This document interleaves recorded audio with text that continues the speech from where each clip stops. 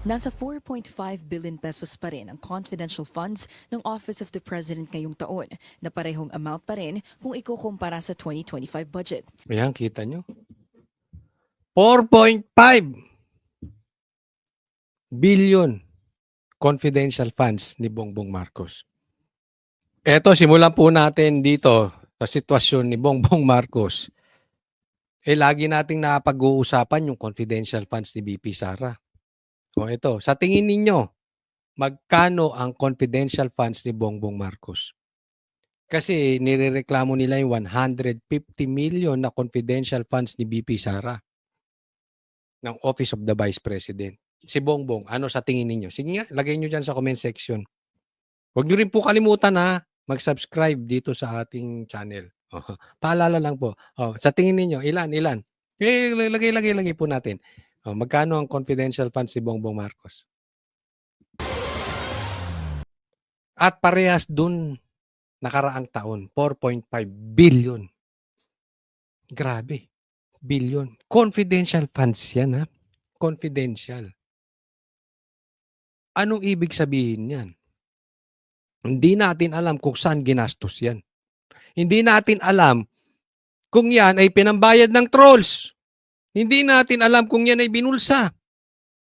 Pagsamain mo yung 4.5 noong 2025, ngayon 2026, pagsama mo po na kung hindi natin alam kung ano yung magkano yung 2023, 24.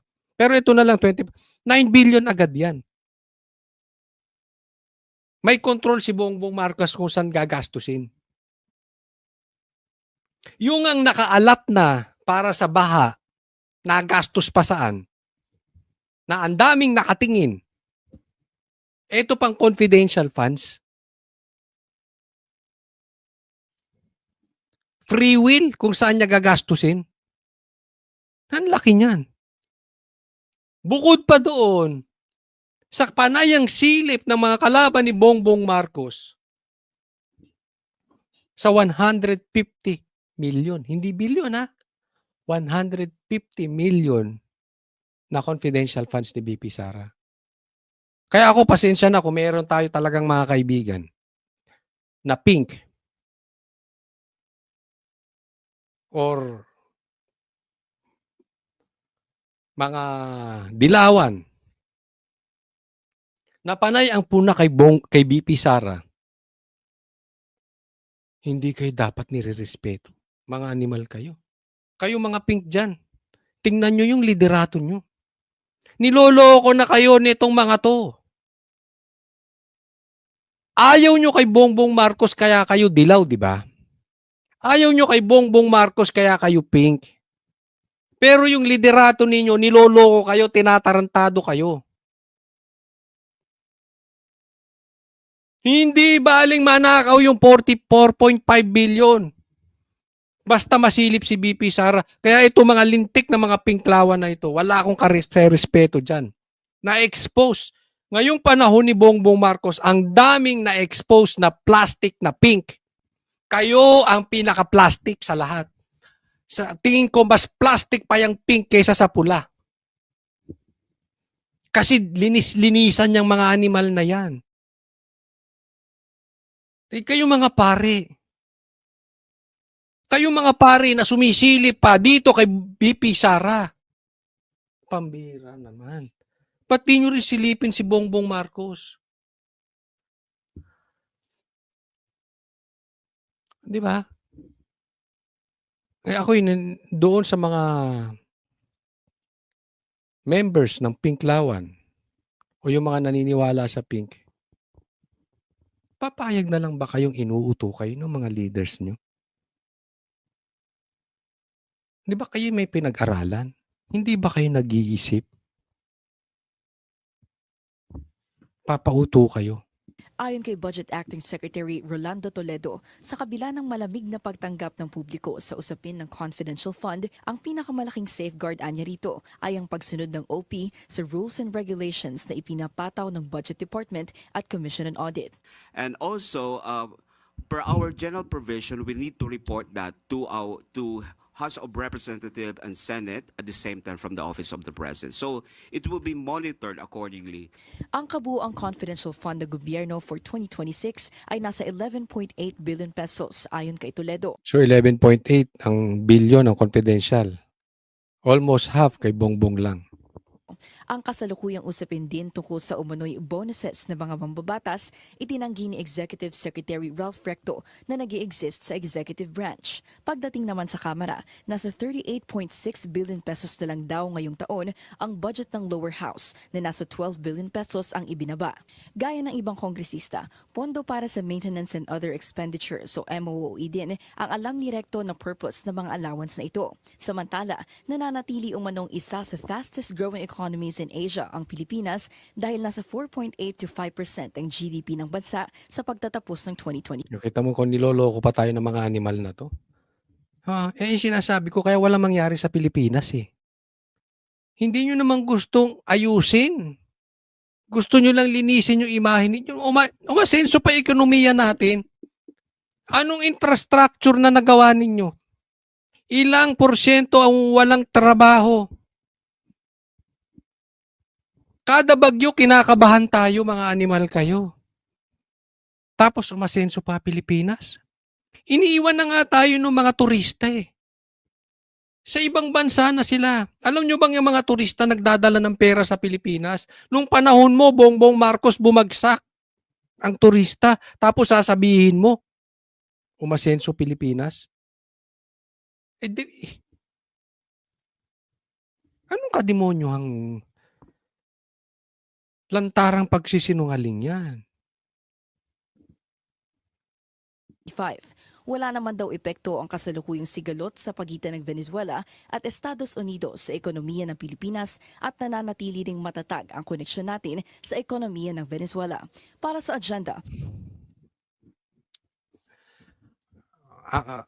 opinion ko lang. Mas maganda pa talagang mangyari sa Pilipinas yung nangyari sa Venezuela. Kuhanin nyo na yung mga adik na opisyal dito sa Pilipinas. Pahirap sa buhay ang mga yan. Tapos, isipin nyo, ang laki-laki ng confidential funds. Naghihirap ang Pilipinas.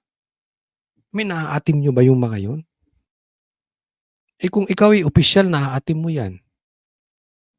Ay wala ka na talagang konsensya.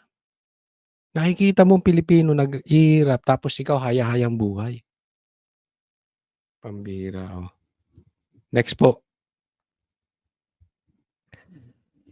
Ito po, pag-usapan natin.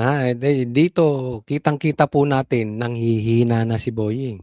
Malapit na. Malapit na ito si Boying. Tingnan po natin.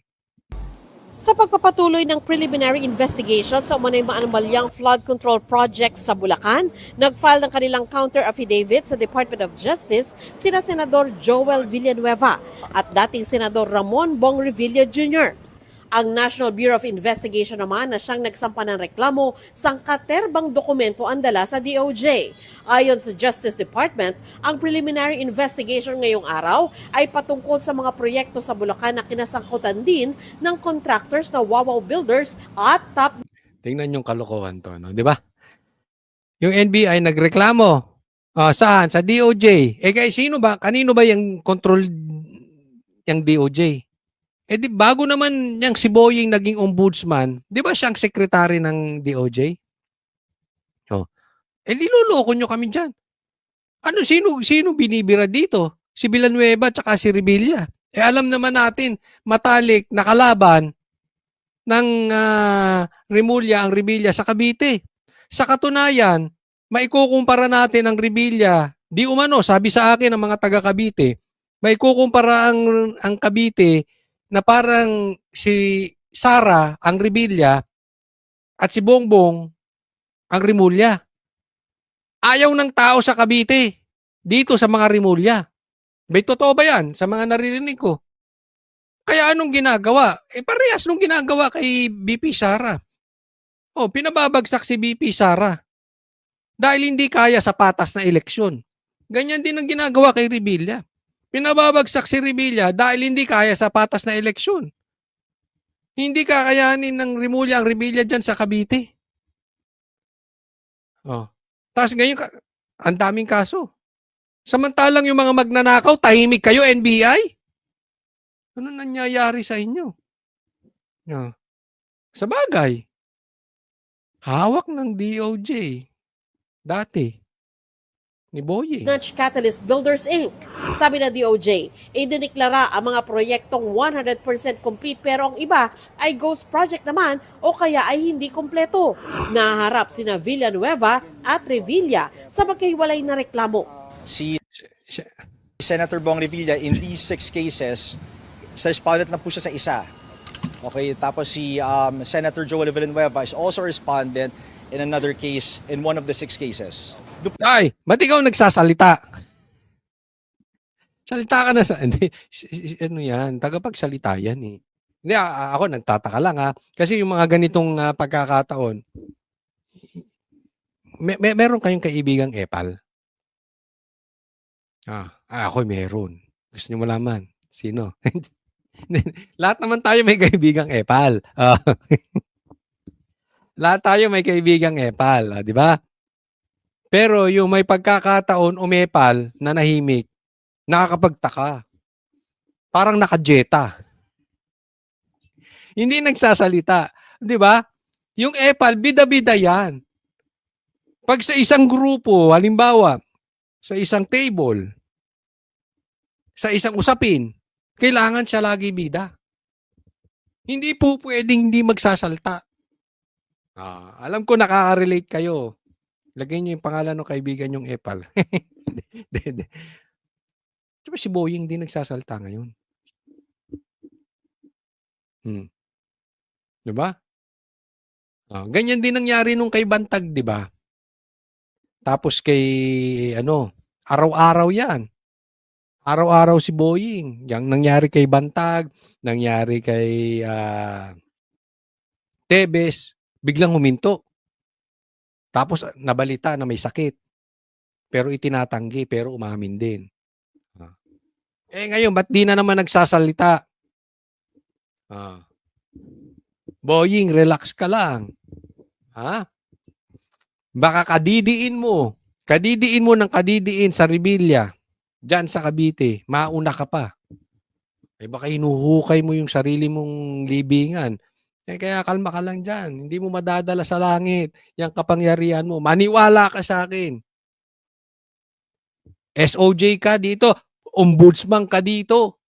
Pagdating mo sa langit, kung darating ka ron, wala, hindi mo rin pakikinabangan. In one of the 6 cases. Doon po sa 6 na yon, the charges are multiple. So we have direct bribery, indirect bribery, corruption of public officers. We have a violation of the Anti-Graft and Corrupt Practices Act, which is RA 3019. Tapos may violation din po ng the Government Procurement Act, and also a violation of or the conduct of bid rigging. Ilagay nyo na yung violation din ni PRRD. Yan din ang tumbok nyo, si Sara din eh. Kasi napabalita na dinalaw nagkita sa ibang bansa si Bong Revilla at saka si BP Sara. So kaya, alam mo naman, pagka namarkahan kang Duterte, guguluhin ang buhay mo. And in the procurement process. Tig-isa po sila, pero hindi lang po sila yung respondent sa mga kaso na yon. So we have multiple respondents, including DPWH officials. Muli na maitinanggi ni Villanueva na nakinabang siya mula sa flood control projects sa Bulacan. Alam niyo yung nangyayari tungkol sa flood control, kinamumuhian natin for so many years. Yung away namin ni Zaldico, tapos doon sa complaint, 1% daw binibigay ni Zaldico sa akin. So, that's ridiculous. Ayon sa kanyang abogado, meron silang 3 testigo kasama na rito ang staff ni Villanueva na kinilala ni dating Bulacan District Engineer Henry Alcantara bilang peng na inabutan umano niya ng 150 million pesos sa Alam mo kaya yung kay Gutesa, yung salaysay, hindi man lang binigyan ng pansin. Kasi sinong mas matimbang ang salaysay? Etong mama na ito o yung kay Gutesa? Kasi yung kay Gutesa, ang itinuturo si Bongbong Marcos at saka si Tambi. Ito ang tinuturo si Revilla at saka si Villanueva. Halatang-halatang fall guy. 'Di ba? Sino ba talaga ang may kapangyarihan diyan sa flood control? Hindi naman 'yan maiikot-ikot lang basta-basta. Magpakatotoo na tayo. Hindi naman basta-basta maiikot 'yan. Posible maikot, pero hindi nila basta-basta maiikot 'yan. Ang may kapangyarihang makapag-ikot talaga niyan, yung magpinsan. Si Gutesa, binibitbit niya mismo yung pera, dinadala sa kanila. Sino ka panipaniwala? Etong mama na ito ay nakinabang sa flood control. So ibig sabihin, nililigtas niya ang sarili niya. Kasi gusto niyang mapunta dun sa witness protection program. Si Gutesa, walang kasalanan sa Pilipino. Walang kasalanan sa taong bayan, pero nagsalita. Nakukuha niyo yung ibig ko sabihin? Ganyan po kahina ang NBI natin. Wala ba silang confidential funds? Hindi nila naiisip ito. Niligaw nila lahat ang istorya dito kay Bong Revilla. Dito kay Villanueva. Hindi po sa pinagtatanggol natin. 'Di ba? Pero alam naman natin nangyari dun sa mga anak niya eh. Hindi pumirma sa impeachment ni BP Sara. Rest house sa Bulacan. Sabi ni Alcantara, para raw ito kay Villanueva bagamat hindi umano alam ng senador na mula ang pera sa flood control. Pero sabi ng kampo ni Villanueva, hindi totoo ang paratang ni Alcantara. Walang binigay. Walang binigay. So, nasaan ang pera ko? Nasa kanila siguro. Sa engineer. Ito, biglang nagbintang lang si Alcantara. Ang dali magsalita. Pero si Saldico nagsalita. Kinonfirm yung sinabi ni Gutesa. May pictures. First hand. Saan pa pupunta? Si Revilla naman, hindi nagpaunlak ng interview pero ayon sa kanyang abogado, walang basihan ang akusasyon laban sa kanya. Matatandang idinawit si Revilla sa flood control din na Alcantara at dating DPWH Undersecretary Roberto Bernardo. Ayon kay Bernardo, tumanggap si Revilla ng 25% commission mula sa flood control. Yung mga ganitong complaint na fina-file na walang batayan, para bang final lang, para lang mangharas o mangabala ng isang individual. Totoo naman. Ganyan talaga. Harassment yan. Kasi yan labang Cavite yan. Tapos may pangarap pa, di ba? Binabanggit-banggit din ni John Vic itong kanyang pagtakbo. Posibilidad sa pagka-presidente. Diba? Doon pa lang sabit na itong magkapatid na Rimulya. Ombudsman, kapatid mo, tas kapatid mong isa tatakbo bilang presidente. Ano yan? Di ba? Anong karapatan ni Boying? Samantalang yung anak niya nadawit pa nga sa droga. So, sa totoo lang, yung mga ganitong complaint, ayon sa batas at sa rules ng evidence, hindi ito dapat paniwalaan. But in the case of use In short, hindi tatayo sa korte yan. Ang problema dyan kasi sa ombudsman Pagka ipinasok na yan dyan, tapos ipinasok sa ombudsman, tapos na Sino bang ombudsman? Check Bernardo, Di ba?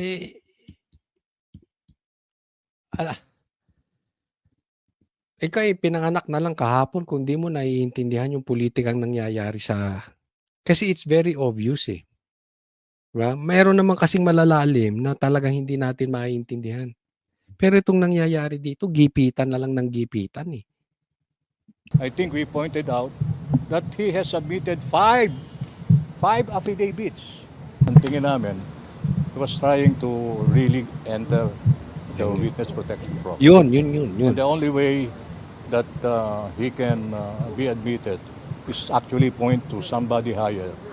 Kasi kailangan nila yan tulad niyan, nangako si Bongbong Marcos. May mga magpapasko sa kulungan. Maraming magpapasko sa kulungan. Nangyari ba? Hindi rin. Di ba?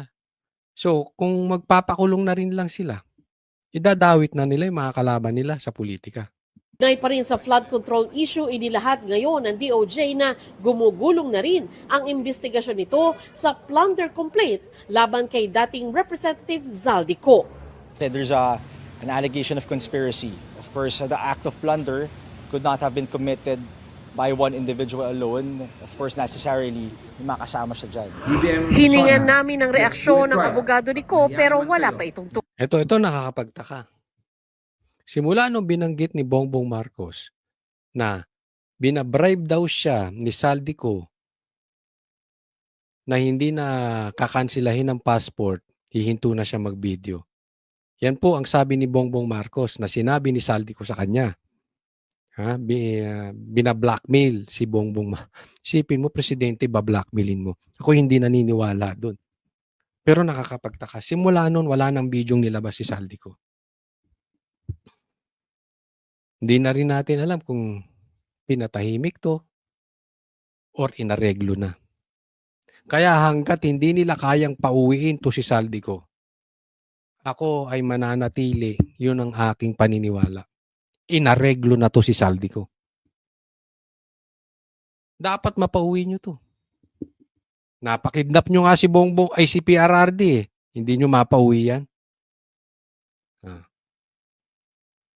Kailangan yan. Kung hindi, nagkausap na yan. Pinatahimik na si Zaldico. Sige, hindi na kita kakasuhan. Hindi na kita pipilitin, makauwi. Tumahimik ka na. Magpasarap ka na lang dyan kung nasaan ka man. Huwag ka na lang magpakita sa mga Pilipino. Hayahay ka na lang dyan sa hotel mo. Magpa-deliver ka ng tubig kung anong gusto mo. Basta enjoy ka lang dyan sa hotel.